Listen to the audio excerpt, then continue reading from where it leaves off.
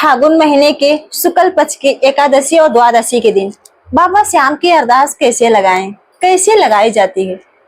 यदि जो भी प्रेमी बाबा श्याम के दरबार गए हैं, रिंग से खाटू धाम तक ध्वजा उठाकर बाबा श्याम के दरबार पहुंचेंगे, तब वो अपनी अरदास कैसे लगाएं बाबा श्याम से। जो प्रेमी बाबा श्याम के दरबार नहीं जा पाते हैं, इस फागुन माह के शुक्ल पक्ष एकादशी व द्वादशी के दिन, तब वो घर पर रहकर ही तब वो बाबा श्याम को कैसे अरदास लगाएं। आज हम इस वीडियो में इस टॉपिक पर ही बात करने वाली हूँ। जय श्री श्याम। उम्मीद करती हूँ आप सब अच्छे होंगे।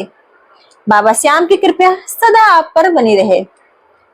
वैसे तो श्याम प्रेमियों, बाबा श्याम को अर्जी अरदास हम कभी भी लगा सकते हैं, लेकिन अर्जी भी हमें सोच समझकर लगानी चाहिए।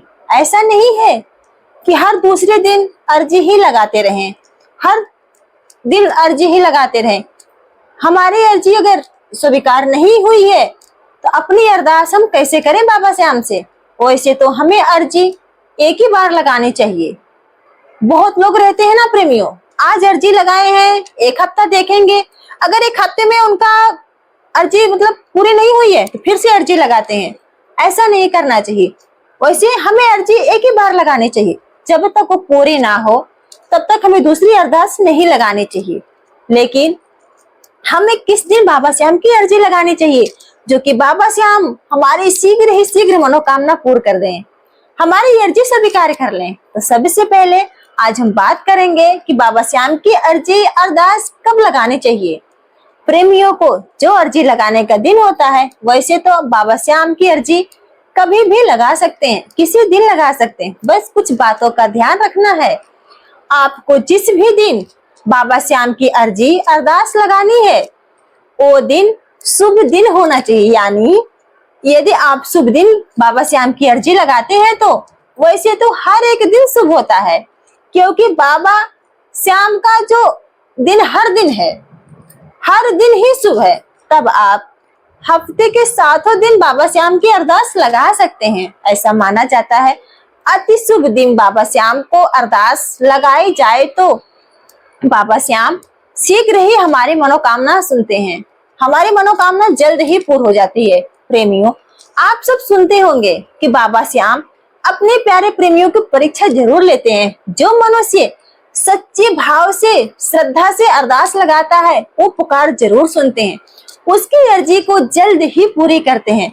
अब ये शुभ दिन कौन कौन से होते हैं वो भी मैं आपको बताती हूँ। जो शुभ दिन है वो एकादशी, द्वादशी का दिन, अमावस्या का दिन, ये बहुत ही अति शुभ दिन होते हैं।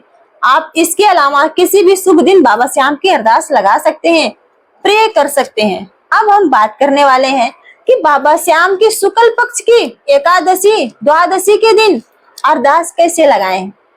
यदि आप खाटू धाम गए हैं तो आप सबसे पहले रिंगस पहुंचे। रिंगस पहुंचकर आप निशान द्वार जाएं, वहां पर स्वच्छ हो जाएं, स्नान आदि से निवृत्त होकर वहां पर बहुत सारी दुकानें हैं, उन दुकानों से आप बाबा श्याम की एक ध्वजा खरीदें और साथ ही आपको ध्वजा बेचने वाले ध्वजा देंगे आपको नारियल के साथ। नारियल आप उस पर थोड़ा ध्यान रखें। एक नारियल होगा, कलावा होगा, उसमें मोर पंखी भी होगी। फिर उसको लेकर निशान द्वार पहुंच जाएं, वहां पर ध्वजा की पूजा आराधना करें, अपनी अरदास बोलें और उस निशान को उठाएं। वहां से खाटू के लिए पैदल निकल जाएं।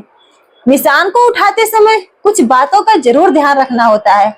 इसके ऊपर मैं अगर आप लोग बोलेंगे तो मैं वीडियो बना दूंगी, इस वीडियो को ज्यादा लंबा नहीं करूंगी। इस निशान को लेकर खाटू धाम पहुंचिए, बाबा का जयकारा लगाते हुए, भजन गाते हुए, जोरों से झूमते हुए बाबा के धाम पहुंचे, अपना निशान अर्पित करें और अपनी मनोकामना अर्पण करें। आपकी जो मनोकामना वो जरूर बाबा श्याम सुनेंगे, आपके ऊपर बाबा श्याम का आशीर्वाद जरूर बनेगा। जो भी प्रेमी बाबा श्याम के दरबार नहीं पहुंच पाता है, ये जो शुक्ल पक्ष की एकादशी आ रही है और द्वादशी आ रही है, तो वो प्रेमी अपने घर पर रहकर बाबा श्याम से अरदास करें। तब आपको सबसे पहले एक सूखा नारियल चाहिए। वैसे तो आपको सबसे पहले एक सूखा नारियल लेना है। दूसरा, आपके पास एक कलावा होना चाहिए लाल रंग का। और साथ ही आपको 11 रुपए, 21 रुपए, जो कि आपकी इच्छा अनुसार आपको अपनी अर्जी के लिए चाहिए। और साथ ही आपको चाहिए एक पीला कपड़ा या लाल कपड़ा 1.25 मीटर का, और आपको एक लाल रंग का पेन चाहिए। जो पेन आप लेकर आएंगे वो बिल्कुल नया होना चाहिए, वो दुकानदार चलाकर नहीं देखना चाहिए। उसके बाद हमें वहां भी वो पेन चलाकर नहीं देखना है। उसके बाद आप उस पेन को खरीद कर अपने घर लेकर आना। और एक चाहिए आपको पेपर, जिस पर आपको अपनी अरदास लिखनी है। ये सारी चीजें आपके पास होनी चाहिए अरदास लगाने के लिए। तब सबसे पहले आप अपने घर के मंदिर में या अपने घर के मंदिर के पास बैठ जाइए। यदि आपके घर का जो मंदिर है छोटा है, तब आप मंदिर के समक्ष बैठ जाएं और अपने नारियल को बाबा के पास रख दीजिए। उसके ऊपर रोली से स्वास्तिक बना लें। फिर मन ही मन बाबा श्याम से अरदास लगाएं। हे बाबा श्याम, इस नारियल के द्वारा मैं अपनी अर्जी अरदास लगा रही हूँ। मेरी ये अर्जी अरदास जो भी है शीघ्र ही पूरा करें। उसके बाद बाबा श्याम की आपको आरती करनी है। फिर आपको कागज पर अर्जी लिखें। अर्जी लिखने से पहले आप अपने कुल देवी, कुल देवता, अपने पितरों को याद करना है और उनसे भी बोलना है कि मैं अपनी अर्जी जो है बाबा श्याम से लगाने जा रही हूँ। मेरी ये अर्जी बाबा श्याम तक पहुंच जाए, ऐसा आशीर्वाद मुझे आप सबसे चाहिए। आप सब अपना आशीर्वाद मुझ पर बनाए रखिए। अर्जी आप ज्यादा नहीं लिखना। अर्जी आपको 2 या 4 लाइन के अंदर ही लिखनी है। जो अर्जी आप लिखोगे वह किसी से बताना नहीं है। जो भी लिखना उसको लिखकर, हाँ इतना और ध्यान देना कि अर्जी में कहीं नहीं शब्द का प्रयोग नहीं आना चाहिए। उसके बाद कागज को फोल्ड करके नारियल में बांध के आपको अपने जो आसपास मंदिर है वहां पर ले जाके दे देनी है। उसके बाद पुजारी जी से कहनी है कि मेरी अर्जी है बाबा श्याम से लगवा दो। तब आपकी अर्जी जरूर स्वीकार होगी। अब बात करेंगे कि अर्जी कैसे लगानी है। तो सबसे पहले अर्जी लिख लेना है, जो भी आपकी कामना है, और जितना हो सके उतना कम से कम शब्दों में अपनी अरदास को लिख लेना है। एक बात का जरूर ध्यान रखना कि आपको अपनी अरदास में जितना हो सके उतना अच्छा ही शब्द लिखना। जो भी आप लिखें उसमें ना शब्द का प्रयोग बिल्कुल मत करना। अर्जी वाले कागज को फोल्ड करके साथ में उस कागज में जो 11 रुपया जो भी आपकी है, 21 रुपया, 11 रुपया, जो भी आपकी इच्छा है, 100, 1, 500 जो भी आप रख पाते हैं तो आपको रख देना है। नारियल को लेना है और जो 100 मीटर का कपड़ा है, फिर उस कपड़े में नारियल को लपेट लेना है, क्योंकि आपने अपने जो नारियल की पूजा करनी है स्वास्तिक बना लिया है। उसके बाद ये कपड़े में लपेटना है। फिर उसके ऊपर अपनी अर्जी वाला पेपर और 11 रुपया कलावे से नारियल के ऊपर बांध देना है। कलावा इस तरह से बांधना है कि यदि पंडित जी ना मिले तब आप अपनी अर्जी को मंदिर में बांध भी सकते हैं। तब इस तरह से आपकी अर्जी होगी पूरी। यदि आप किसी भी श्याम मंदिर में अपनी अरदास को नहीं रखना चाहते हैं, तब आप अपने घर के मंदिर में ही अपने अरदास को रख सकते हैं। जब आप अपने अर्जी वाले नारियल को अपने घर के मंदिर में रखें, तब उसका स्थान परिवर्तन ना करें बार बार, और खाटू धाम में या अन्य किसी मंदिर में भी रखकर या पुजारी महाराज को देकर आ सकते हैं। तब हर एक बाबा श्याम, बाबा प्रेमी को जो अपनी मनोकामना के लिए जाते हैं, तब उनको फागुन महीने की शुक्ल पक्ष की एकादशी, द्वादशी के दिन अपनी अर्जी अरदास जरूर लगानी चाहिए।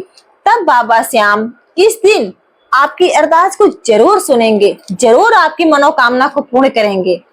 तब सच्चे मन से, पूरे भाव के साथ, पूरे विश्वास के साथ अपनी अरदास बाबा से जरूर लगाएं। आपकी जो अरदास है जरूर पूरी होगी।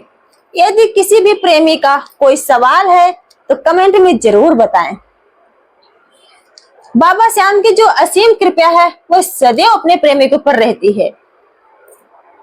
और अब अगर बाबा श्याम की आपको जोत जलानी है, माना जाता है फागुन महीने में आमलकी एकादशी के बाद जो द्वादशी आती है, इसी दिन बाबा श्याम अपने शिष्य का दान दिए थे। यह दिन उनके लिए बहुत ही खास रहता है। तो इस दिन बाबा श्याम के नाम का जोत भी जलाया जाता है। इस दिन बाबा श्याम के जो नाम का अखंड ज्योत प्रेमी जलाकर अपनी जो मनोकामना उसको पूर्ण करते हैं, अपनी जो मनोकामना उसको बाबा श्याम के समक्ष रखते हैं। तो अगर आपको भी जलाना है तो मैं इसके ऊपर वीडियो बना के डाली हूँ, आप चैनल के अंदर जाकर देख सकते हैं। और इस दिन बाबा श्याम के नाम का ज्योत जरूर जलाना चाहिए। अगर नहीं समझ पा रहे हैं तो मुझे आप कमेंट बॉक्स में बता देना, मैं फिर से वीडियो बनाकर डाल दूंगी आप लोग के लिए। इसी के साथ विदा लेती हूँ। बोलो तीन बार धारे की जय, हारे के सहारे की जय, बाबा श्याम की जय, लखदातार की जय, खाटू नरेश की जय, मेरा सर्वेश्वर मेरा श्याम, मेरी पहचान मेरा श्याम। एक बार जयकारा जरूर लगाना प्रेमियों कमेंट बॉक्स में। आज मुझे देखना है कि कितने प्रेमी या कितने कमेंट बॉक्स में मेरा भरता है, कितने जयकारा बाबा श्याम के नाम से जलता है।